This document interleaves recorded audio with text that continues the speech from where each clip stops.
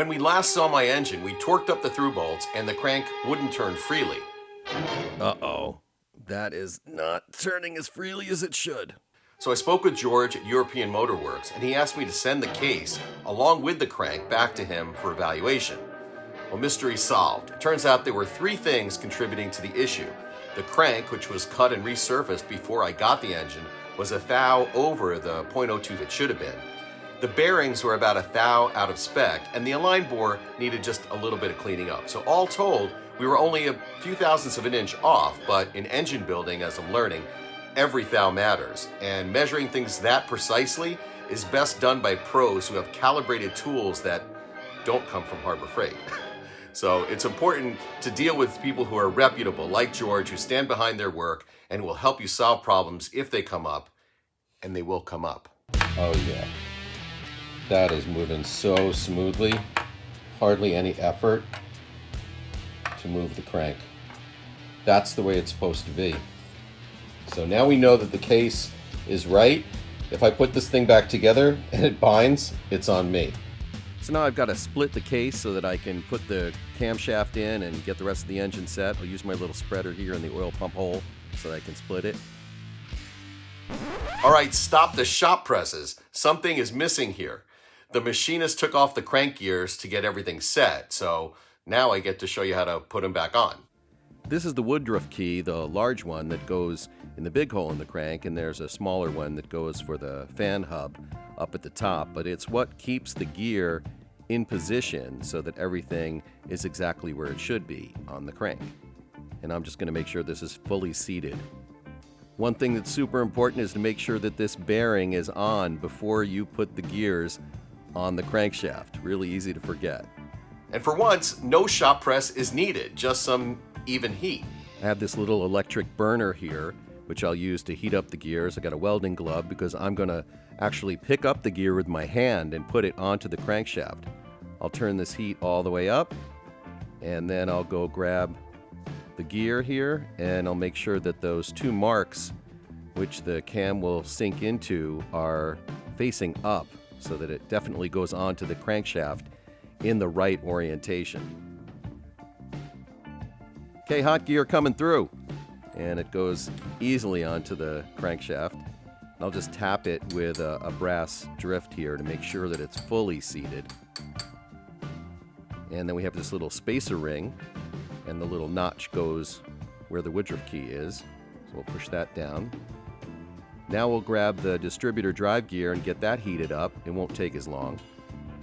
And drop that onto the crankshaft as well. Keyed, of course, to the slot in the Woodruff key. Just gotta make it drop. There it is. And I'll also take the brass drift and make sure that that's home as well. And now we'll take the clip and make sure that that's in the slot in the right place to hold everything together, or act as a safety to keep everything together. So I slide it down. I'm just using a ring expander here to do this. And it has a nice satisfying click when it falls into place. Okay, so let's drop the crankshaft into the case, and now we'll make sure that the bearings are all oriented correctly with the locating pin in the right spot. We'll take the thrust bearing here and make sure that that locating pin is back towards the flywheel. Just lift it up. Got some oil in there too to make sure that it's nice and lubricated, ready to go. This one takes a little bit of work, but it will go in. Now we'll do the front one, put some oil in there, get it into position as well. And then we have to push on the thrust bearing back here to make sure that it's seated. I'm using Curel K2 to seal the case this time around. And you can click on this link to see how I assembled this the first time around in the other video.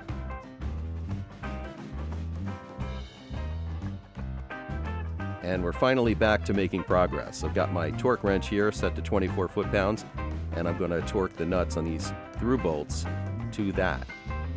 I'm using a socket down below to hold the head while I torque the nut.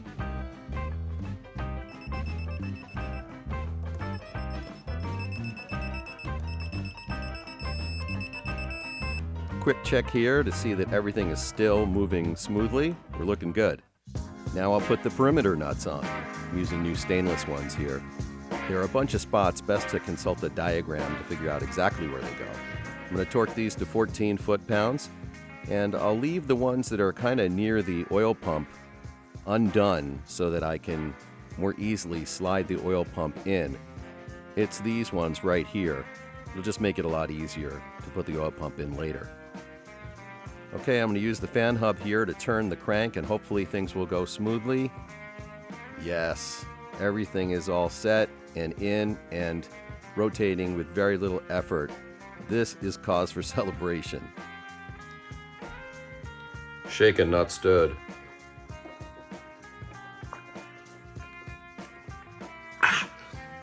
This is the bolt that threads through the oil pickup, and it needs a copper washer here, a gasket, which comes new in the kit.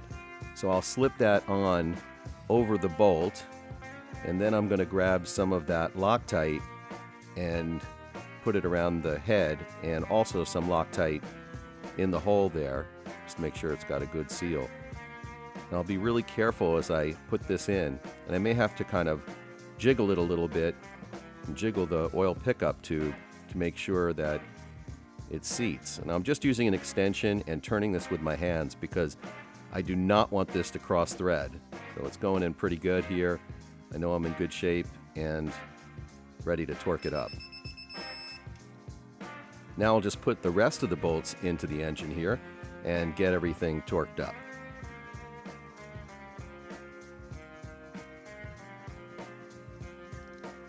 And now that the case is bolted up, I'm going to set the crankshaft end play. Some people call it float, but basically it's the amount the crankshaft is allowed to move back and forth in the case as it's spinning. And the tolerance is pretty narrow. The spec is between 3 and 5/1000ths of an inch. If it's too tight or too loose, your engine just won't last long and get beat up. I'm setting the end play now before I build the rest of the engine because if there's an issue, it's better to address it before I spend hours with the piston and valve train. Now I'll put the flywheel onto the crankshaft with just a couple of bolts. It doesn't need to be anything serious here. I'll grab my dial gauge and get the magnet onto the flywheel and put the pointer of the dial gauge against the case. Now I'll pull all the way out and it shows 40 thousandths of an inch of play. Back to 0 and pushing it again. So we're at 40 thousandths with no shims, and I'm aiming for 4 thousandths. So I need to figure out how to use 3 shims that will get me to 36 thousandths. Now I have to convert the 36 thousandths to millimeters because the shims are available in millimeter sizes. This one's 0.32, 0.24, I got a couple of those. Now what I've got to do is combine 3 of those shims to get to 36 thousandths. And the way I'll do that is by simply just doing the math and then stacking the shims together to get to the desired depth. Now we'll remove the flywheel and put the shims in, and they're going to go around the crank right there. Make sure that they're really, really clean, as everything's got to be clean in engine building. And then we'll put the flywheel back on and get the dial gauge set and see that I have made a miscalculation because there's only 1,000th of space here, and that's just way too tight. That will just burn up the engine. So I'm going to pull one of the shims and go with the thinner one, and hopefully that will get me to the 4 thousandths that I'm looking for. So there's the one I'll swap out.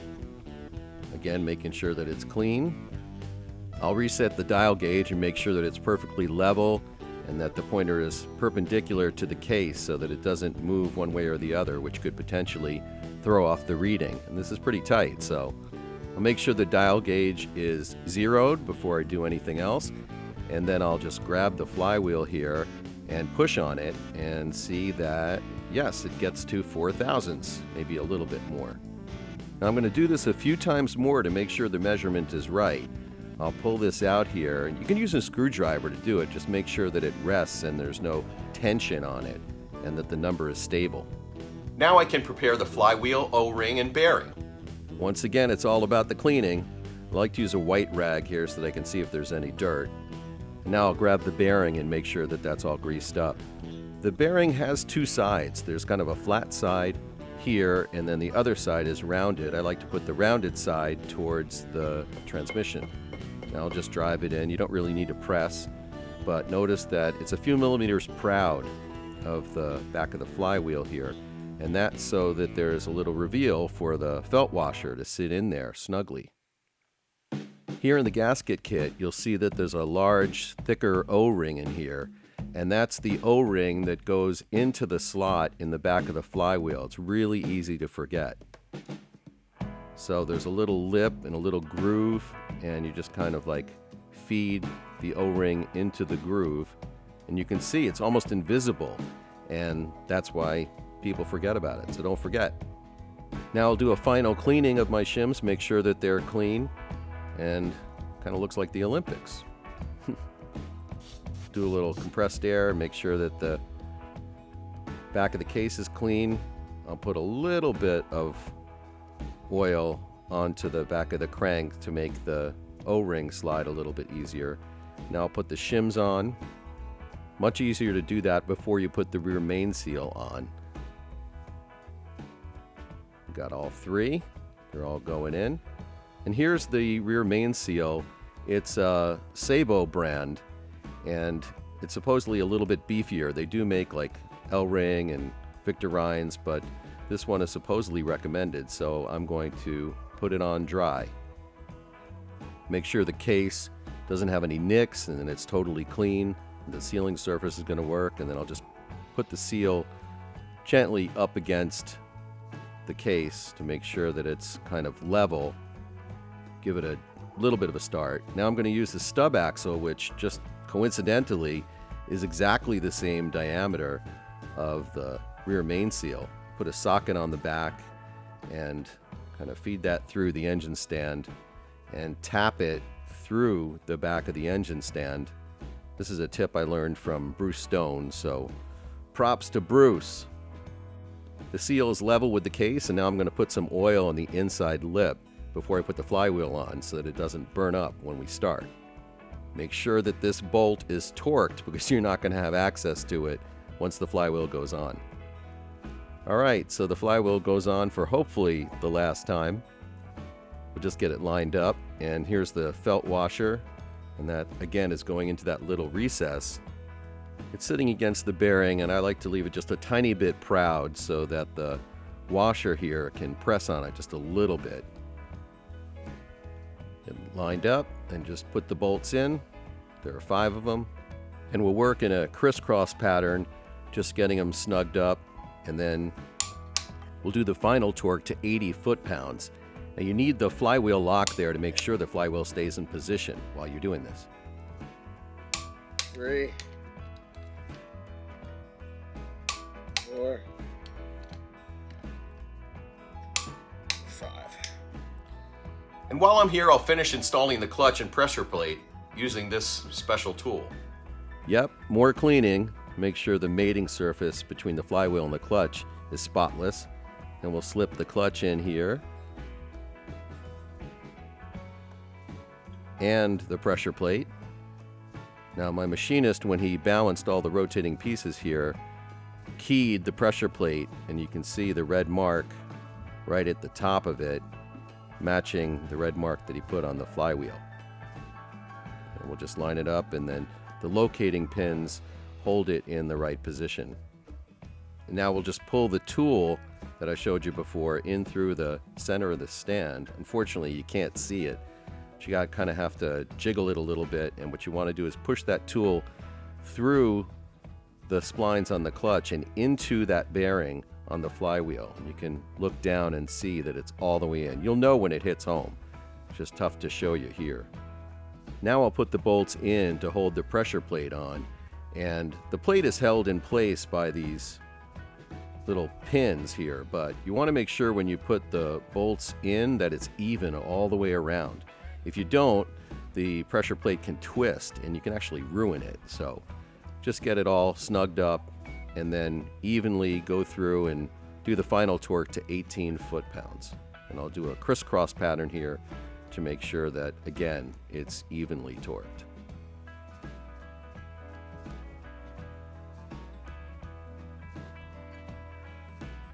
All right, so now it's all in, and the way we can be sure that everything is exactly centered and smooth is that this tool should easily come right out, and it does. So we're in business. Okay, so now we have good clearances and rotation. The crank end play is set and the clutch is in. If you want to see more about how to change a clutch, just click on this link right here. And if you want to see more of my visit with George, my field trip to European Motor Works, along with other exclusive content, and get this nice hat, please become a patron at patreon.com/IanCarr. If you haven't subscribed to my channel, please do now so that you can check out the next episode, which will be pistons, cylinders, and the valve train. Thanks as always to 914 Rubber for providing so many great parts for this build. I appreciate you watching. Be safe and enjoy.